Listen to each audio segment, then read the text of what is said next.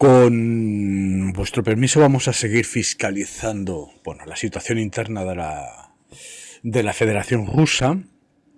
En los últimos tiempos, tanda de directos en donde, bueno, pues minuto y resultado, hemos cogido el bisturí y hemos realizado un ejercicio de escrutinio de la situación interna de los grandes objetos geopolíticos que confrontan, que devienen en elementos de tensión, ¿no? Es muy importante el reconocer el amplio espectro de la fotografía geopolítica del mundo.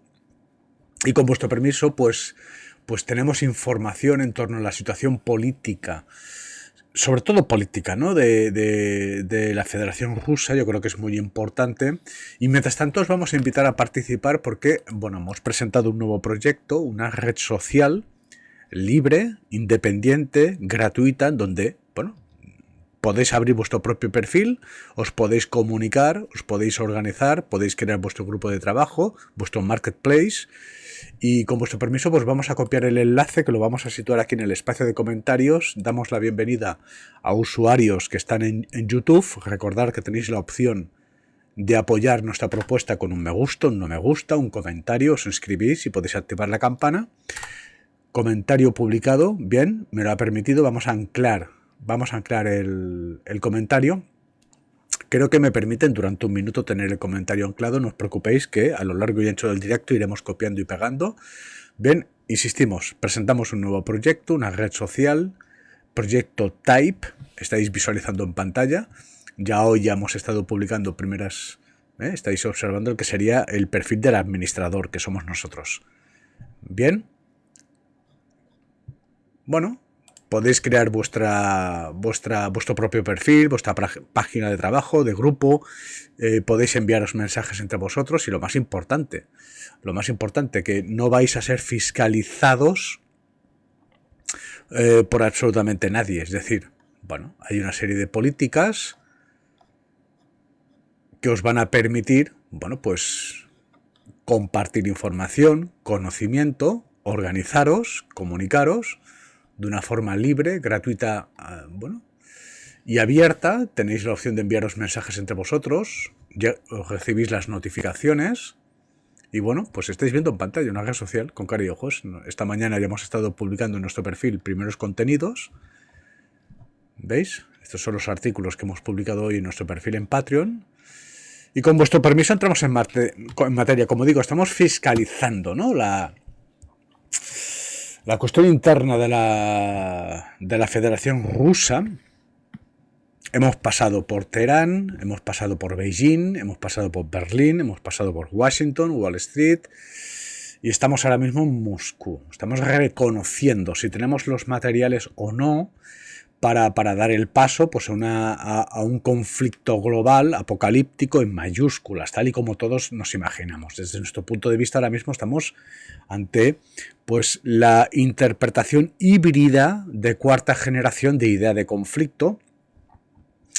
Así que con vuestro permiso, pues parece ser que en la noche del 4 de mayo del 2026, pues un dron impactó, os informamos en esta mesa, un dron impactó, ¿no?, contra un edificio residencial en la calle Mosville en Moscú. Bueno, a tan solo 6 kilómetros. 6 kilómetros del Kremlin, ¿no? 6 kilómetros del despacho del hombre que durante años, pues, hizo desfilar misiles nucleares ante las cámaras del mundo en la Plaza Roja. Don Vladimir Putin, ¿no? El edificio tembló con la explosión y las imágenes se difundieron inmediatamente a través de Telegram y de, bueno, lo que sería la programación por toda Rusia. En cuestión de minutos todos los rusos se enteran de que, bueno, Ucrania tiene la capacidad de desafiar de este modo a la Federación Rusa, ¿no? La pregunta que nadie debía formular en voz alta se volvió de repente imposible de ignorar. Si drones ucranianos pueden alcanzar un punto tan cercano del Kremlin, bueno, que los detiene realmente de llegar, pues más lejos. Esa sola duda bastaría, ¿no?, para inquietar a cualquier líder. Y Putin se muestra inquieto. Pero lo que convierte esta historia en algo mucho más oscuro que un simple ataque con dron es otro elemento. Según un informe, atentos, esto es filtración, según un informe de inteligencia elaborado por una agencia europea, obtenido y verificado de forma independiente por el medio ruso ICE Stories y respaldado por el OCCRP, Proyecto de Reporte sobre Crimen Organizado y Corrupción, me imagino que estamos hablando de la resistencia, desde el exterior, el mayor miedo, prestad atención, el mayor miedo actual de Vladimir Putin no es que un proyectil ucraniano alcance pues el Kremlin. Su verdadero temor es que el ataque provenga desde dentro de Rusia. De alguien de su propio círculo. Un general, por ejemplo. Un alto funcionario, sin ir más lejos. Uno de los hombres que comparten mesa con él, utilizando precisamente esos drones para terminar el trabajo. Conviene detenerse un momento, ¿no?, ante esa imagen. El hombre que controla el mayor arsenal nuclear del planeta estaría, refugiado en un búnker en la región de Krasnodar porque ya no confía plenamente en su propio entorno. Esto es Vladimir Putin ahora mismo. Su temor no es el exterior, es el interior. Desde comienzos de marzo del 2026, el Kremlin ha estado dominado por el miedo a filtraciones de información sensible. Una situación no muy distinta a la cuestión interna iraní que en esta mesa ya hemos abordado, ¿no? Posibles conspiraciones, incluso intentos de golpe de Estado. Y ya veníamos de uno, ¿no? Prigozhin, Grupo Wagner. Bueno, dirigidos contra el propio presidente ruso. En particular, existe una preocupación creciente por el uso de drones como posible herramienta de asesinato entre la élite política rusa. Están psicóticos. No son fuerzas especiales ucranianas ni operaciones de la OTAN. Son miembros de la propia clase dirigente de Rusia. Vamos a analizar. Todo comenzó realmente el 22 de diciembre del 2025, cuando el teniente general Fyodor Serov, jefe de la Dirección de Entrenamiento Operativo del Estado Mayor ruso, fue asesinado en Moscú. Su coche explotó en un estacionamiento frente a su propia casa. No era un soldado en el frente, era un alto mando militar eliminado en el corazón mismo de la capital.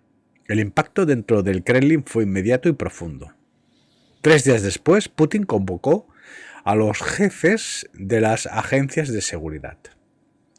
En esa reunión, el jefe del Estado Mayor, Valery Gerasimov, criticó duramente al director del FSB, Alexander Bortnikov, por no haber evitado el ataque. Lo que comenzó como una reunión de crisis degeneró rápidamente en un enfrentamiento interno. Gerasimov acusó a FSB de fallos de inteligencia catastróficos, advirtiendo que estos asesinatos estaban generando miedo y desmoralizando dentro del ejército ruso. El FSB respondió, por su parte, que era prácticamente imposible prevenir de forma sistemática este tipo de ataques. Luego intervino el jefe de la Guardia Nacional, Víctor Solotov, negando que sus recursos pudieran destinarse a proteger a oficiales del Ministerio de Defensa. 3 de los hombres más poderosos del aparato de seguridad ruso discutían abiertamente entre sí, mientras Putin intentaba imponer calma desde la cabecera de la mesa. Pero su reacción fue reveladora. No hubo purgas inmediatas ni investigaciones masivas. Solo una orden de calma y la petición de propuestas en el plazo de una semana. Poco después, en privado, Putin amplió de forma silenciosa, y esto es información contrastada, el perímetro de protección del Servicio Federal de FSO, ¿no? El Servicio Federal de Protección. Lo que antes se limitaba a unos pocos nombres, incluso pues de repente pasamos a 10 altos cargos generales, ¿no? Entre ellos 3 viceministros de Estado Mayor, el director de la GRU, Igor Kostyukov y otros mandos claves.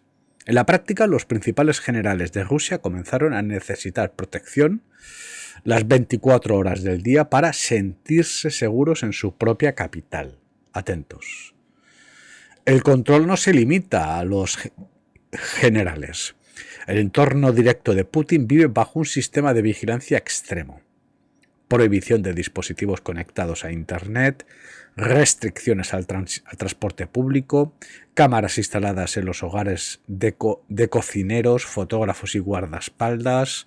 Su propio chef, no puede usar el metro sin ser registrado. Su fotógrafo de cámara tiene equipos de vigilancia dentro de su propia casa. Están bunkerizados y psicóticos. Las unidades del FSB realizan barridos constantes con perros adiestrados y hay despliegues a lo largo del río Moscova para interceptar posibles drones. En ciertas zonas de Moscú, las comunicaciones se interrumpen de forma interminente por razones de seguridad. Un exoficial del FSB confirmó algo aún más inquietante.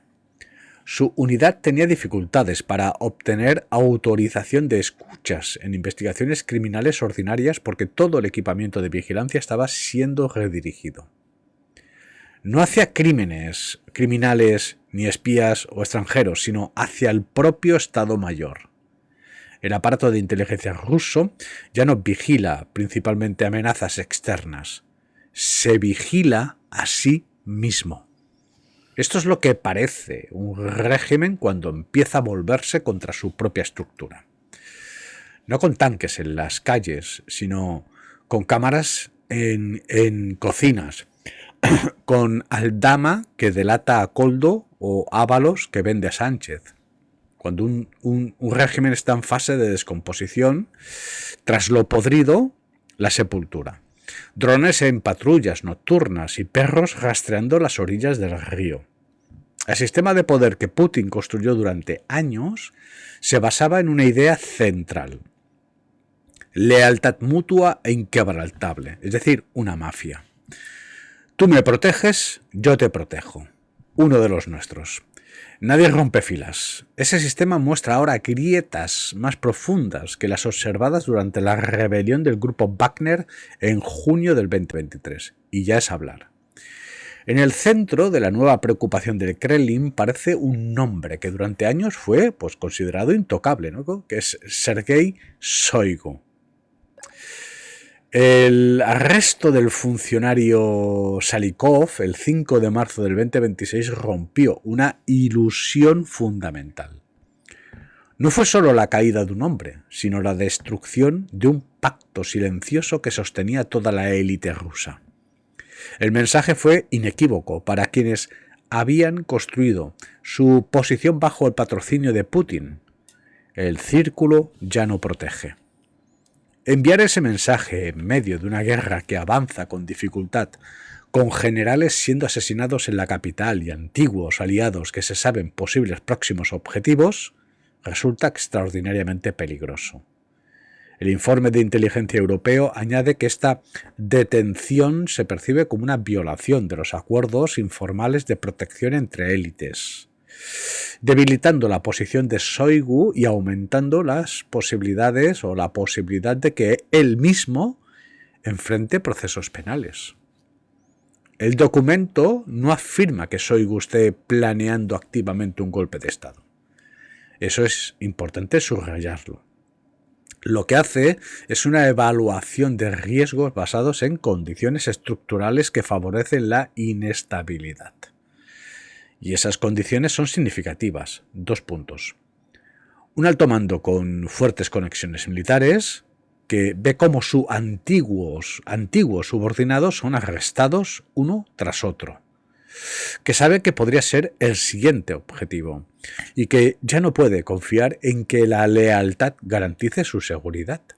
Eso es Shoigu ahora mismo. Ese perfil, me disculpan, se convierte en una variable de riesgo en un sistema sometido a una presión extrema, la presión de la derrota. La ironía es brutal, ¿no? Durante la rebelión de Prigozhin en el 2023, la marcha del grupo Wagner hacia Moscú tenía como objetivo directo al propio Shoigu. Putin reprimió esa rebelión y Prigozhin terminó muerto en un accidente de aviación. Bueno, en ese momento el mensaje parecía claro. El Kremlin protege a su círculo interno, Shoigu incluido. Pero la lectura interna pudo haber sido muy distinta. Shoigu pudo haber extraído otra conclusión. No que la lealtad era recompensada, sino que la vulnerabilidad era real. Prigozhin demostró que la presión armada podía forzar al sistema a retroceder también. Reveló que un actor interno con suficiente poder militar podía sacudir toda la estructura del Estado ruso. Y Shoigu es ese perfil. A este cuadro se suma un factor nuevo. La deserción de un alto funcionario en abril del 2026. Por cierto, no sé si os he informado de que acabamos de presentar un proyecto nuevo, una red social. Pero a full, libre, independiente y gratuita. Os voy a compartir el enlace y vais tardando en abrir perfil porque vais a poder publicar al fin, señores, la revolución de la sonrisa y de los colores. Al fin vamos a poder tener una red social sin ser fiscalizados por Pinacle, Oracle y el Mossad. Anclamos comentario. Lo tenéis aquí disponible, gratuito, libre, y como podéis ver, ¿veis? Nosotros ya tenemos nuestro perfil como administradores. ¿Correcto? Perfecto. Como iba diciendo, ¿no? En este cuadro se suma un factor nuevo. 2 puntos. La deserción de un alto funcionario en abril del 2026 que encendió, disculparme, las alarmas dentro del aparato del Estado. No era un burócrata más, sino alguien con acceso a estructuras claves del sistema administrativo. Su salida fue metódica. Primero Minsk, luego Turquía y finalmente Estados Unidos. No figuraba en listas de sanciones occidentales, lo que facilitó considerablemente su fuga.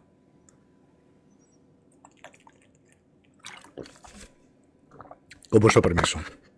Pero lo relevante no fue solo su escape, sino lo que representa como señal, pues una advertencia temprana de una posible ola de deserciones dentro de la élite rusa. Porque en el interior del aparato administrativo ruso la percepción ha comenzado a cambiar. Las purgas, que han afectado a generales, viceministros y altos cargos desde el 2024, se están expandiendo. Y ahora incluso quienes investigan ya no pueden estar seguros de no convertirse en objetivos. Cuando eso ocurre, la lógica interna del sistema se quiebra. Eso es Aldama, Ábalos y Koldo en un juzgado. Pero en España no caemos. La historia rusa ya conoció este patrón durante las grandes purgas del 37, 1937, y Joseph Stalin. Más o menos Pedro Sánchez. Cuando incluso los altos funcionarios comenzaron a huir. No por traición ideológica, sino por pura supervivencia. Hoy esa misma dinámica parece reaparecer en la Rusia de Vladimir Putin. La respuesta se volvió más evidente, muchísimas gracias, al 9 de mayo del 2026, durante el Día de la Victoria. Ese día, durante 25 años, Putin había utilizado la Plaza Roja como escenario de poder absoluto, tanques, misiles, tropas perfectamente alienadas, líderes extranjeros a su lado y una demostración constante de fuerza militar ante todo el mundo. Pero en 2026, por primera vez desde el 2008, no hubo ni tanques ni vehículos blindados en el desfile. La explicación oficial fue logística, ¿no? El equilibrio militar estaba siendo utilizado en el frente, bla, bla, bla, bla, bla, pero dentro y fuera de Rusia nadie lo creyó. El desfile militar más importante del país se celebró sin vehículos pesados por primera vez en casi 2 décadas, rompiendo una tradición central del poder simbólico del Kremlin, como en España, la masonería contra España, que tan solo desfila la cabra de la Legión y el del paracaídas siempre acaba mal, El contraste con 2025 fue demoledor, ¿no? Un año antes, Xi Jinping había estado junto a Putin, flanqueado por decenas de líderes internacionales, Fico, Lula, etc., y una exhibición masiva de armamento moderno. En 2026 solo 3 líderes extranjeros estaban previstos. Con el presidente de Bielorrusia no puede faltar, como el único confirmado. La caída del prestigio simbólico internacional era visible en tiempo real. Días antes, el 4 de mayo, un dron había impactado en un edificio a menos de 6 kilómetros del Kremlin. El mensaje psicológico era inevitable, ¿no? Incluso el corazón de Moscú ya no estaba fuera del alcance. Mientras tanto, la seguridad de la capital alcanzó niveles extremos y psicóticos, ¿no? Calles vacías, internet móvil restringido, francotiradores en edificios estratégicos y unidades del FSO desplegadas a lo largo del río Moscova para interceptar posibles drones, ¿no? Tiempo de rojos, hambre y piojos. Les falta el antivirus. En varias regiones rusas, las celebraciones fueron canceladas por completo. El evento, que durante años fue la mayor herramienta de propaganda del Kremlin, terminó reducido, fragmentado y militarmente empobrecido. Los rusos empiezan a dar pena y Vladimir Putin implora la paz. Mientras el frente en Ucrania mostraba signos de desgaste, pérdidas territoriales, desaceleraciones del avance, caída en el ritmo de la ofensiva, soldados que se desplazan con motocicletas, dentro del Kremlin comenzó a emerger una pregunta que antes era impensable. ¿Realmente se puede ganar esta guerra? Iban sobrados y Goliat se tambalea. Porque si la guerra no puede ganarse, entonces toda la lógica, y desde mi punto de vista acaban de retroceder prácticamente 200 años, toda la lógica que ha justificado los sacrificios comienzan a desmoronarse. Y con ella, la responsabilidad recae directamente sobre quienes ordenaron esos conflictos. El coste humano de esa decisión ya no se limita al entorno del Kremlin. Las estimaciones occidentales sugieren que Rusia ha sufrido aproximadamente, atentos, 1 millón de bajas, según nuestras cifras, 1.300.000 para ser precisos, de bajas militares entre muertos y heridos hasta finales de febrero del 2026. Se están quedando incluso sin mano de obra. No tienen trabajadores. Un mensaje para toda Andalucía. Cada mes, los funerales llegan a ciudades y pueblos de las repúblicas más periféricas del país, donde las familias entierran a sus hijos bajo la narrativa oficial de que murieron por la liberación de Ucrania. Mientras tanto, en los distintos acomodados de Moscú esa realidad apenas se siente. Esa desigualdad en el sacrificio, los más pobres enviando a sus hijos y a la guerra mientras la élite continúa su vida con normalidad. El hijo de Benjamín Netanyahu de fiesta en Miami, ¿no? Pues eso. Acabar trincheras y asaltar los cielos. Está generando una ira silenciosa y acumulativa. No se expresa todavía en protestas abiertas, pero las habrá. Pero se acumula bajo la superficie. Incluso las encuestas oficiales, controladas por el Estado, no nos olvidemos que son socialistas, muestran señales de tensión. La aprobación de Putin habría bajado el 77% alrededor del 65% de aprobación.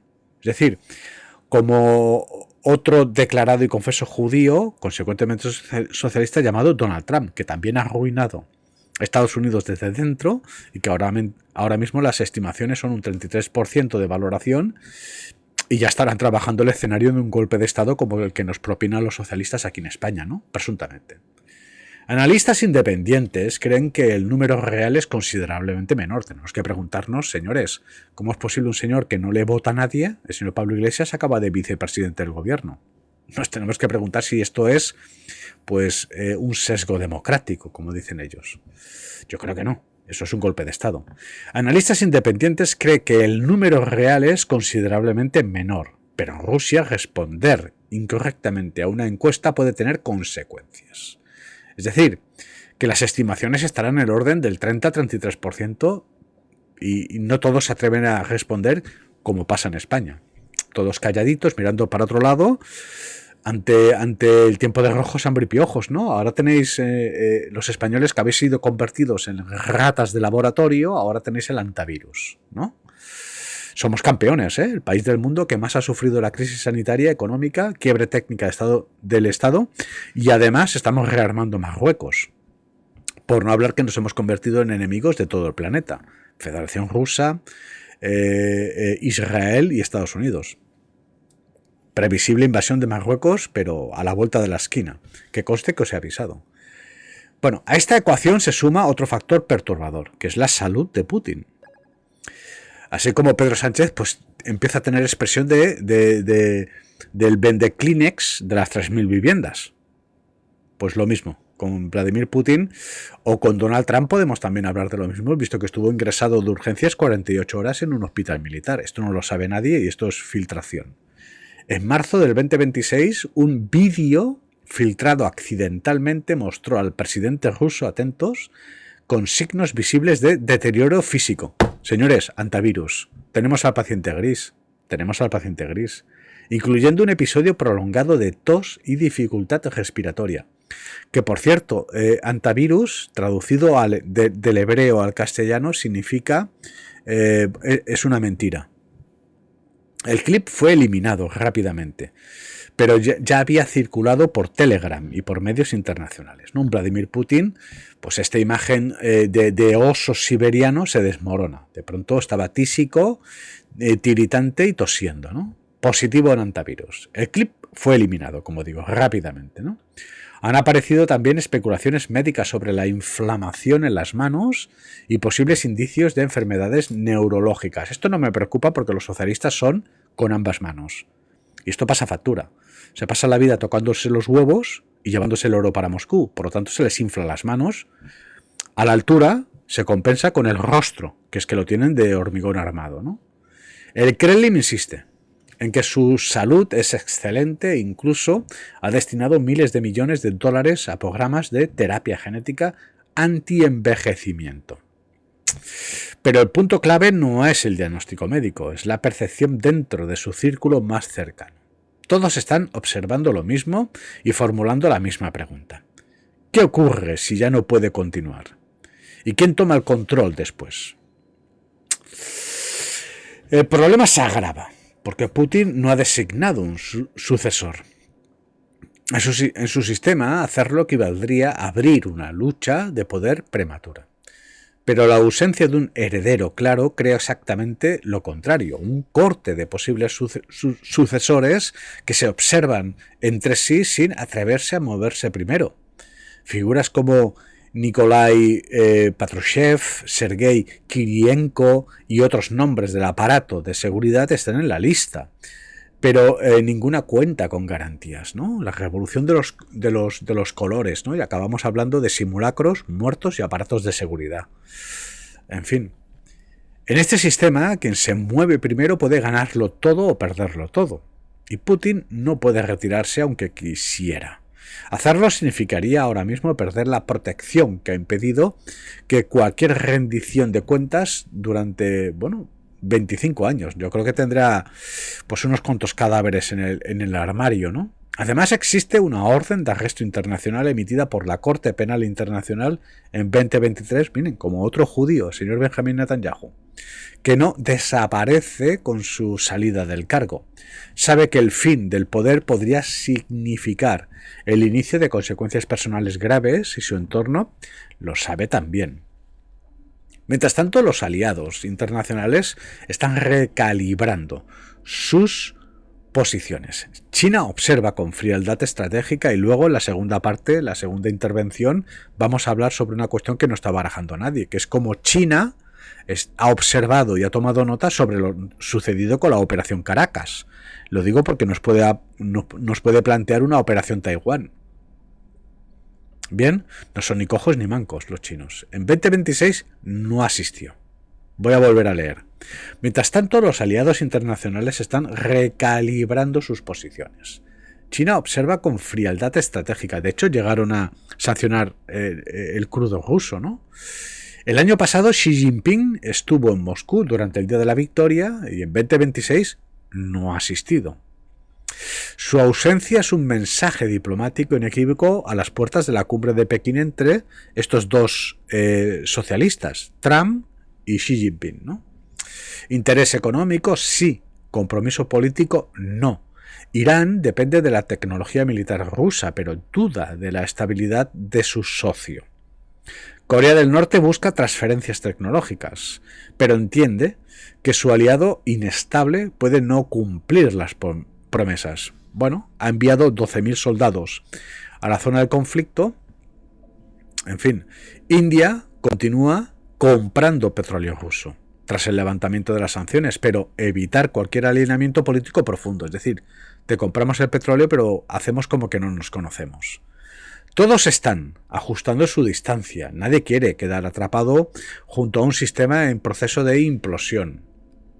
No olviden ustedes que los socialistas son fracasados, que sucumben ante el fracaso y que cuando observan a uno de ellos fracasar, se alejan y lo abandonan. ¿De acuerdo? Eso es lealtad. El tiempo de rojos, hambre y piojos son todos cobardes y traidores. Por ejemplo, el Parlamento español. El día que caiga el dictador, ni lo duden. El día que caiga el dictador, ni lo duden. Como Alfonso X. ¿Hay un golpe en camino? Esta es la pregunta. ¿Tenemos un golpe en camino, sí o no? Porque el ruido de sables es evidente. Y la élite refugiada en el exterior lo pide a gritos. La respuesta honesta es que un golpe clásico, rápido y coordinado resulta poco probable. El sistema ruso fue diseñado precisamente para evitarlo, fragmentando el poder entre agencias, chiringuitos que se vigilan mutuamente. La buena vibra socialista, ¿verdad? Pero los sistemas autoritarios no siempre caen a golpes, a veces se desmoronan por algo más lento. La retirada progresiva de la lealtad de las élites, y es lo que está pasando. Cuando suficientes actores poderosos deciden que seguir obedeciendo es más peligroso que dejar de hacerlo, esto no pasa con España, ¿no? Aquí tenemos a la corte del barrio de Salamanca, que antes eran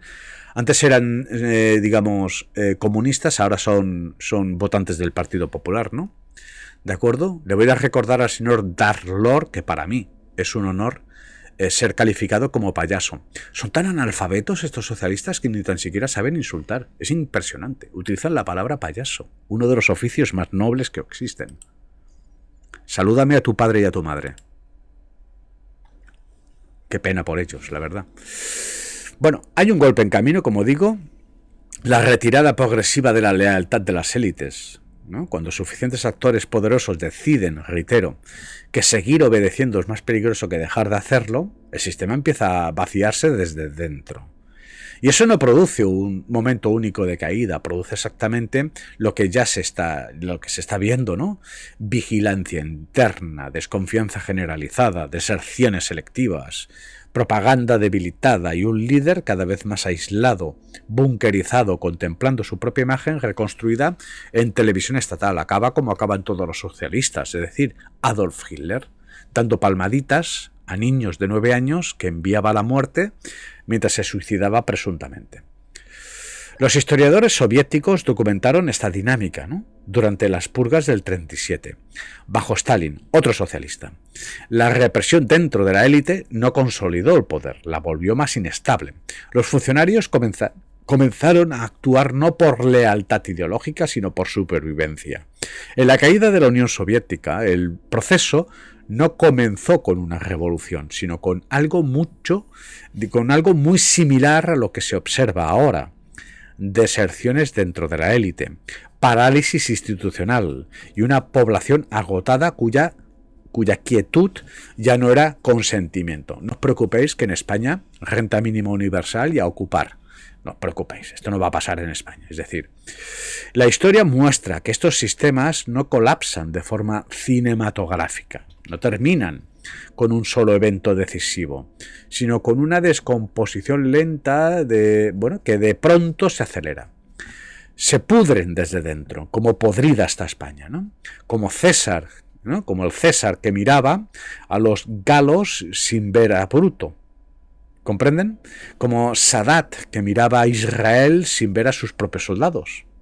Putin pasó décadas observando la OTAN, a Washington y a las revoluciones de colores en sus fronteras, pero no a quienes tenía dentro. muy cerquita.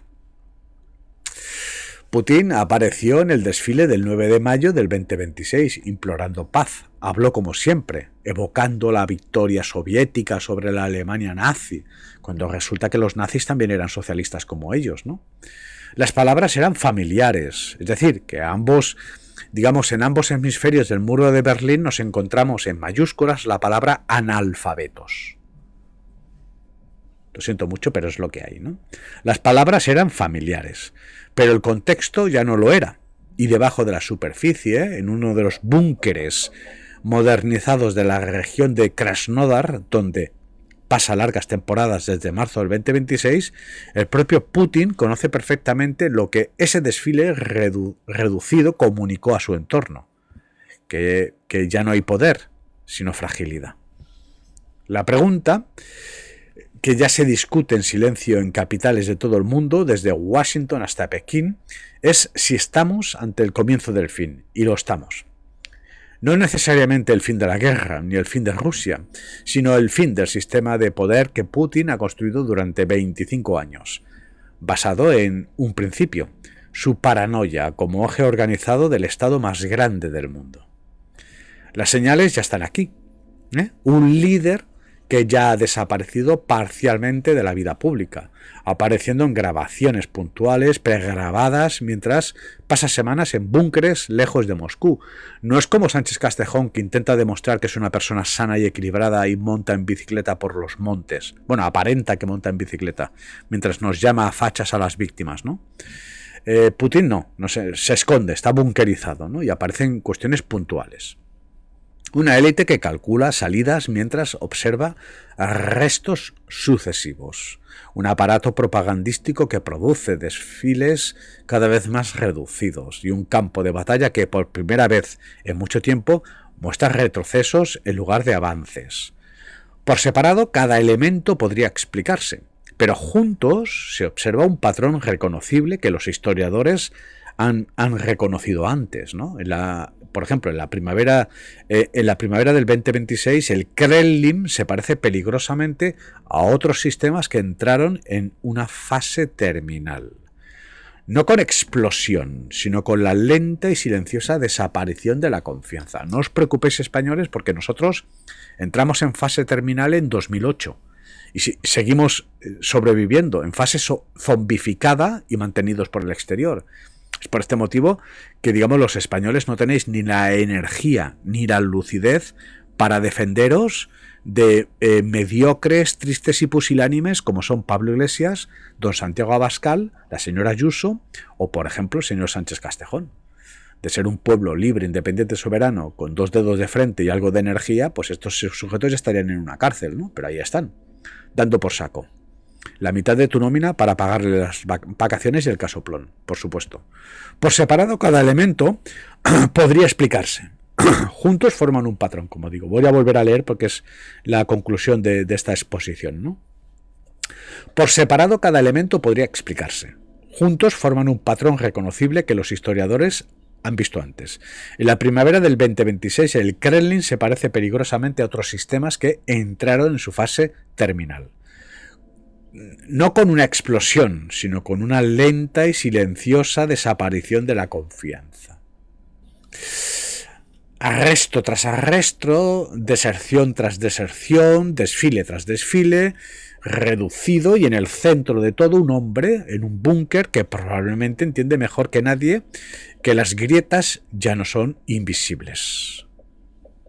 Pues os agradezco muchísimo la atención y la interacción. Para redactar esta crónica, hemos utilizado informes de inteligencia europea verificados por ICE Stores y OCCRP y análisis elaborados a partir de fuentes abiertas y documentos de inteligencia filtrada. Desde la sede del Movimiento Victoria, la Mesa de la Democracia Cristiana, vamos a compartir nuestro último proyecto libre, independiente, soberano. Vamos a compartir. ¡Pam! Una red social. Caballeros, vais tardando, en abrir un perfil. Bueno, no lo vais a hacer porque tenéis miedo a ser, digamos, interceptados, ¿no? Me imagino. No pasa nada. Al final me voy a quedar solo como es esta de Charlton Heston, soy leyenda. No pasa nada. Tampoco os espero. Desde la sede del Movimiento Victoria, don José Antonio Señas Grabolosa, recordar que podéis participar del Movimiento Victoria, pues con vuestra participación en nuestro perfil en Patreon, o podéis hacer un pequeño donativo mvmetaverso@gmail.com, pero es mejor que lo gastéis en drogas.